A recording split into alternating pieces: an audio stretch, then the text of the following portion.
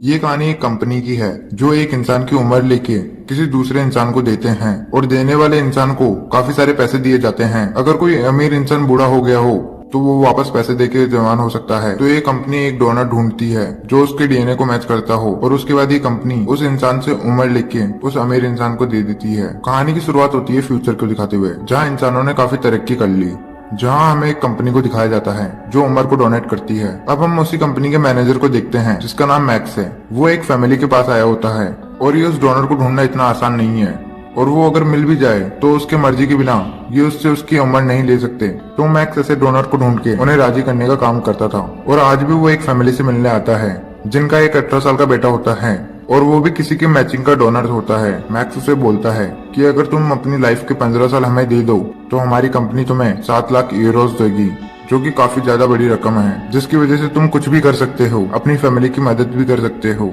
इसके अलावा बहुत कुछ कर सकते हो। लेकिन वो लड़का सोच में पड़ जाता है, लेकिन मैक्स काफी चालाक होता है। वो अपने क्लाइंट को कन्विंस कर लेता है, इसलिए वो लड़की को भी मना लेता है, क्योंकि वो लड़का जानता था कि 15 सालों में वो 7 लाख यूरो नहीं कमा पाएगा। हालांकि लड़की के मॉम को ऐसा करना काफी बुरा लग रहा था, लेकिन गरीबी के कारण उन्हें ऐसा करना पड़ा। और अब उनकी यहाँ पे डील पक्की हो जाती है, जिसके बाद मैक्स अपनी कंपनी में वापस आने लगता है। यहाँ की दुनिया हमें दिखाई जाती है जहाँ गरीब लोग झोपड़ियों में रहते हैं और अमीर लोग आलीशान बंगलों में रहते हैं। यहाँ कुछ लोग ऐसे भी हैं जो इस कंपनी के अगेंस्ट हैं और अक्सर प्रोटेस्ट करते रहते हैं। मैक्स कंपनी के अंदर आ जाता है क्योंकि मैक्स को आज अवार्ड मिलने वाला था, क्योंकि उन्होंने काफी अच्छा काम किया। यहाँ हमें उस कंपनी की हेड भी दिखाई जाती है जिसका नाम सोफिया होता है, और ये टाइम डोनेशन वाला आइडिया उसी का होता है जो कि आज तक काम कर रहा था। जिसके बाद सोफिया अपने लोगों को स्पीच देती है। उसकी स्पीच से ऐसा लग रहा था कि इस काम से सभी को फायदा होने वाला है। यहाँ कंपनी के काफी सारे लोग जानते थे कि ये काम गलत है, लेकिन गरीब और मजबूर होने की वजह से उन्हें जबरदस्ती काम करना पड़ रहा है। सोफी वहाँ पे कहती है कि हम हमारे वर्कर्स को काफी लंबी उम्र देने वाले हैं जो कि मेरी कंपनी के लिए काफी लंबे टाइम तक काम करे। वो यहाँ बड़े बड़े साइंटिस्ट के नाम लेती है। वो बोलती है कि अगर ये साइंटिस्ट 50-60 साल की जगह अगर 100-150 साल जीते तो आज ये दुनिया को कहाँ से कहाँ ले जाते हैं। और इसी बात को देखते हुए हमारी कंपनी ने 15 साइंटिस्ट को उम्र डोनेट कर दी है। जिसके बाद हमें वो जगह दिखाई जाती है जहाँ उन साइंटिस्ट को रखा गया होता है जिन्हें अपनी उम्र के 15 साल मिले थे, और वो उसे पाके काफी खुश होते हैं। फिर वहाँ पे एक लड़का के उन लोगों को मारने लगा जिससे डर के सब लोग भाग रहे थे, और इस तरह इस कंपनी को काफी बड़ा नुकसान उठाना पड़ा। यहाँ हमें पता चलता है कि एक एडम नाम का ग्रुप है जो इस कंपनी के अगेंस्ट है, और अक्सर वो ग्रुप इस कंपनी पे अटैक करता रहता था, और ये लड़का भी उसी ग्रुप का होता है।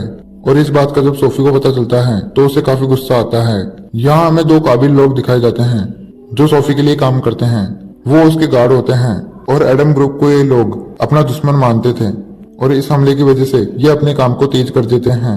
दूसरी तरफ हमें मैक्स को दिखाया जाता है जो अपनी लाइफ में काफी खुश होता है, और मैक्स अपनी वाइफ के साथ एक अच्छे घर में रहता था और वो एक दूसरे को काफी प्यार करते थे। उसकी वाइफ एक हॉस्पिटल में जॉब करती थी। जब उसकी वाइफ घर आती है तो वो देखती है कि मैक्स उसके लिए खाना बना रहा है, जो देख के वो काफी खुश हो जाती है। और जिस घर में ये रह रहे थे वो घर इन्होंने लोन पे लिया था। अभी तक वो लोन चुकाया नहीं गया था इनसे, लेकिन मैक्स को अपने ऊपर बिलीव था कि वो जल्दी ही इस लोन को चुका देगा, इसलिए वो रिलैक्स रहा करता था। तो वो दोनों हस्बैंड वाइफ काफी अच्छा वक्त गुजार रहे थे।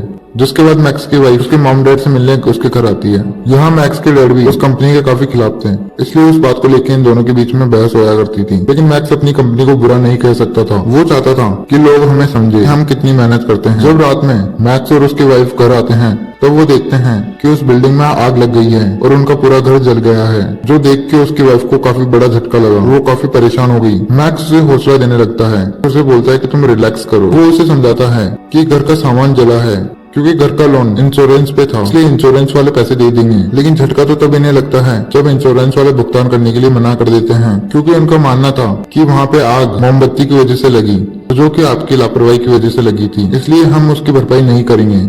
ये सुन के वो दोनों काफी परेशान हो जाते हैं क्योंकि लोन काफी बड़ा था। क्योंकि मैक्स पूरी जिंदगी भी काम करेगा तब भी वो लोन नहीं चुका पाएगा, क्योंकि ये लोन 2.5 मिलियन यूरो का होता है। जिसके बाद ये अपने वकील से मिलते हैं। वो इन्हें बताता है कि तुम्हारे पास एक ही सिक्योरिटी बची है जिसकी वजह से तुम इस लोन को चुका सकते हो। वो बताती है कि लोन लेते हुए तुम्हारी वाइफ ने एक सिक्योरिटी पे साइन किए थे, जिस एग्रीमेंट में लिखा था कि अगर वो लोन नहीं चुका पाए तो मैक्स की वाइफ अपने लाइफ के 40 साल बैंक वालों को दे देगी। और ये जान के मैक्स काफी परेशान हो गया, क्योंकि उसे ये बात अब पता चलती है और अब कुछ नहीं हो सकता था। ये दोनों फंस चुके थे क्योंकि लोन तो इन्हें चुकाना था। हाँ, मैक्स अपनी वाइफ को काफी हौसला देता है। वो बोलता है कि तुम परेशान मत हो, मैं कोई ना कोई रास्ता ढूंढ निकालूंगा। लेकिन जब मैक्स और उसकी वाइफ वकील के ऑफिस से बाहर आते हैं तब उसकी वाइफ को गिरफ्तार कर लिया जाता है, क्योंकि वो भाग भी सकती थी। बैंक के असूल काफी स्ट्रिक्ट थे। अब मैक्स को कोई रास्ता नहीं मिलता है तो वो अपनी कंपनी की हेड सोफी से जाके मिलता है। जहाँ सोफी उसकी बात मान लेती है और उसे कहती है कि मैं तुम्हारी मदद कर दूंगी। लेकिन 2 हफ्ते गुजर जाने पे भी मैक्स को कोई मदद नहीं मिलती है और वो काफी परेशान हो गया था, क्योंकि बैंक वाले उसकी वाइफ के 40 साल ले लेंगे। और आखिरकार वो दिन आ ही गया, जिसके बाद मैक्स अपने वकील के साथ जाके अपनी वाइफ से आखिरी बार मिलता है। लेकिन उसे उसकी वाइफ से मिलने की इजाजत नहीं दी जाती है और फिर मेडिकल प्रोसेस के साथ उसकी वाइफ के 40 साल लेके किसी बूढ़े इंसान को दे दिए जाते हैं और इसी के साथ उनका लोन चुक जाता है। फिर मैक्स अपनी वाइफ को लेके घर आता है। उसकी वाइफ बूढ़ी होने लगती है और मैक्स अभी भी कोई ना कोई रास्ता ढूंढने की कोशिश कर रहा था जिससे उसकी वाइफ वापस जवान हो जाए। ये दोनों चाहते थे कि इनके बच्चे हो, लेकिन अब वो चीज पॉसिबल नहीं थी। बढ़ती उम्र की वजह से उसकी वाइफ काफी परेशान रहने लगी थी और उन दोनों के बीच में भी अब वैसा नहीं रहा था जैसा पहले था। फिर एक दिन जब मैक्स पार्क में अकेला बैठा होता है तब उसके पास एक छोटी बच्ची आती है और वो नशा बेच रही होती है। मैक्स उससे नशा तो नहीं खरीदता है, लेकिन उस बच्ची को याद रखता है। जिसके बाद मैक्स डिसाइड करता है कि मैं उस आदमी को ढूंढूंगा जिस आदमी को मेरी वाइफ की उम्र डोनेट की गई है और मैं उससे मेरी वाइफ की उम्र वापस लूंगा। और वो अपनी वाइफ को उसके मॉम डैड के घर छोड़ आता है और अपनी बेटी को ऐसे देख के वो मैक्स को ही गलत समझते हैं। जिस पर मैक्स बोलता है कि आप टेंशन मत लो, मैं इस चीज को ठीक करके रहूंगा।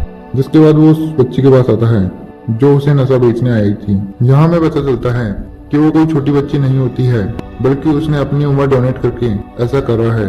जिसके बाद मैक्स को पता चलता है कि उसकी वाइफ की उम्र लेने वाली कोई औरत है। जिसके बाद मैक्स उसके पास जाता है और उसे बेहोश करके उसे किडनैप कर लेता है। जिसके बाद वो अपनी वाइफ को लेकर आता है और उसे सारी बात बता देता है और फिर ये दोनों देश छोड़कर जाने के लिए तैयार हो जाते हैं। लेकिन इन्हें पता नहीं होता है कि जिसको इन्होंने किडनैप किया है जो उस कंपनी की हेड सोफी की बेटी होती है। फिर हमें पता चलता है कि मैक्स की वाइफ की उम्र सोफी की बेटी को नहीं बल्कि सोफी को डोनेट की गई थी। लेकिन मैक्स ने सोफी की बेटी को किडनैप किया था, इसलिए जब सोफी के गार्ड को पता चलता है कि उसकी बेटी किडनैप हो गई है तो उन्हें लगता है कि ये काम भी एडम ग्रुप का ही होगा। जिसके बाद मैक्स सोफी की बेटी को ले जाता है। लेकिन तभी वो दोनों गार्ड अपने शातिर दिमाग का इस्तेमाल करते हैं और पता लगा लेते हैं कि ये काम एडम ग्रुप का नहीं है बल्कि किसी दूसरे अनजान इंसान का है और उनके पास सारा कंट्रोल होता है। इसलिए पता कर लेते हैं कि ये काम उनके एक वर्कर मैक्स ने किया है। जिसके बाद मैक्स सोफी की बेटी को लेके समुद्र के रास्ते से जाने लगता है और इन्होंने उसकी बेटी को एक बॉक्स में बंद किया हुआ था और ये दूसरी कंट्री में आ जाते हैं। जब मैक्स सोफी की बेटी के ऊपर से कपड़ा हटाता है तब वो बताती है कि मैं सोफी नहीं बल्कि उनकी बेटी हूँ। जिस पर मैक्स बोलता है कि कोई बात नहीं, खून के रिश्ते अक्सर सेम होते हैं और मैं तुम्हें मैच करके मेरा काम कर लूंगा और मैं मेरी वाइफ को वापस से जवान बना दूंगा। लेकिन ये चीज उसकी वाइफ को ठीक नहीं लग रही थी। सोफी की बेटी बोलती है कि मैं मेरी मम के इस काम के लिए उनके खिलाफ हूँ। लेकिन मैक्स उसकी बातों पे यकीन नहीं करता है और उसे वापस बांध देता है और ये एक रात एक खाली होटल में बिताने वाले थे। लेकिन जब ये वहाँ पे आए तब सोफी की बेटी बोलती है कि मैं नहाना चाहती हूँ। यहाँ मैक्स थोड़ी हमदर्दी दिखाता है और वो सोफी की बेटी को बाथरूम में ले जाता है और दूसरी तरफ मुंह करके खड़ा हो जाता है ताकि ये उसे देख ना सके। लेकिन वो लड़की काफी चालाक होती है, इसलिए वो लड़की मैक्स के ऊपर हमला करके वहाँ से भागने लगती है। मैक्स के सिर पे चोट आई थी, वो उस लड़के का पीछा करने लगा लेकिन लड़की वहाँ से निकल के भाग गई। लेकिन वो लड़की ज्यादा दूर तक भाग नहीं पाई और उसे मैक्स की वाइफ पकड़ लेती है और ये उस लड़के को वापस होटल में लाके उसके हाथ पांव बांध देते हैं। दूसरी तरफ सोफी ने अपनी टीम तैयार कर ली थी और यहाँ उसके दोनों गार्ड उस टीम का हेड बनते हैं और इन्हें यहाँ पे मैक्स की लोकेशन में पता चल गई थी कि वो कहाँ पे है और ये अपने सिपाही लेके उनके ऊपर हमला करने निकल जाते हैं। अगले सुबह उस होटल में एडम ग्रुप आ गया था तो उन्हें भी मैक्स की लोकेशन मिल जाती है क्योंकि वो उसी मौके में थे कि उन्हें कुछ ऐसा मिले जिससे वो सोफी की कंपनी को भारी नुकसान पहुंचा सके। और यहाँ एडम ग्रुप उन तीनों को अपना बंदी बना लेते हैं। जिसके बाद मैक्स एडम ग्रुप के हेड को समझाने लगता है कि हमें कुछ मत करना, हम तो खुद उस कंपनी के खिलाफ हैं। दूसरी तरफ सोफी और उसकी पूरी टीम इन पे हमला करने आ रही थी और ये चीज ही एडम ग्रुप की लीडर चाहती थी क्योंकि उसे किसी भी हालत में सोफी चाहिए थी ताकि वो उसके गलत कामों के लिए उसे सजा दे सके। और मैक्स के पास दूसरा रास्ता नहीं होता है, इसलिए उसे एडम ग्रुप के लीडर की बात माननी पड़ती है। जहाँ मैक्स का काम होगा कि वो सोफी को बातों में उलझा के बिल्डिंग के अंदर लेके आ जाए। तभी मैक्स उस होटल से बाहर आता है और वो अपने दोनों हाथ ऊपर कर लेता है और कहता है कि मैं सोफी से बात करना चाहता हूँ। जो सुनकर सोफी वो आगे आती है। सोफी उसे कहती है कि तुम मेरी बेटी को छोड़ दो, बदले में तुम जितने पैसे चाहो उतने ले सकते हो। जिस पर मैक्स सोफी को बोलता है कि तुम मेरे साथ अंदर चलो, इस बारे में हम अंदर चल के बात करेंगे। लेकिन सोफी के गार्ड को शक हो जाता है और वो उसकी तरफ गन करके कहते हैं कि ये एक तरीके से चाल है। तभी एडम ग्रुप के लीडर उनके ऊपर फायर करने का ऑर्डर दे देता है और इन दोनों ग्रुपों के बीच में लड़ाई हो जाती है। और इसी का फायदा उठाते हुए मैक्स अपनी वाइफ और सोफी की बेटी को लेकर वहां से निकल जाता है। जिसके बाद मैक्स की वाइफ को सोफी की बेटी पे तरस आने लगा और वो अपना इरादा बदलने लगी। वो सोचती है कि मुझे इसकी जिंदगी खराब नहीं करनी चाहिए, इसकी जवानी बर्बाद नहीं होनी चाहिए।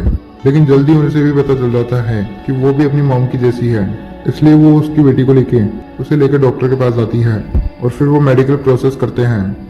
जिसके बाद हमें दिखाया जाता है कि मैक्स की वाइफ वापस जवान हो गई, जबकि मैक्स एडम ग्रुप में शामिल हो गया है क्योंकि वो उस कंपनी को बर्बाद करना चाहता था।